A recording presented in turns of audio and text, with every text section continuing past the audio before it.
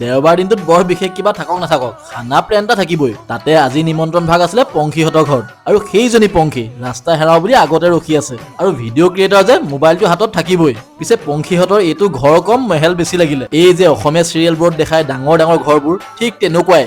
গৈ পোৱাৰ লগে লগে খুৰীয়ে চাহৰ যোগাৰো কৰিলে। নাৰিকলৰ লাডু আৰু পিঠা বহুত দিনৰ মূৰত দেখিলো দেই। আৰু এটা সঁচা কথা, আমি অসমীয়াবোৰে নহয় এই বিহুৰ টাইমতে পিঠাকেইটাক গুৰুত্ব দিওঁ।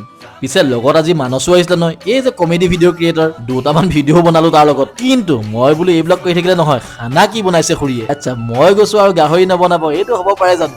কেৰাহীত গাহৰি নাচি থকা দেখি মই বোলো খুৰী বাঢ়ি দিয়ক আৰু ৰখিব নোৱাৰিছো। ডাইনিং সজোৱাৰ লগে লগে আমি গোটেইবোৰ আহি পিনে একদম জেগাত। আৰু আমিবোৰ হৈছো অকস্মাত বনি যোৱা ভিডিঅ' ক্ৰিয়েটাৰ। মুখৰ লোভ মুখতে সামৰি আপোনালোকৰ কাৰণে ভিডিঅ'টো ৰেডি কৰিছো। বাৰু ভিডিঅ' বহুত হৈ গ'ল, চাই লোৱাহে কথা আৰু এতিয়া। গাহৰি কিন্তু একদম আল্টিমেট বনাইছিলে দেই খুৰী। শেষত তামোল এখনো চুবালো পংখীয়ে দিয়া, আৰু ইমানেই খালো এই গেৰেলা হৈ পৰি আছো এতিয়া।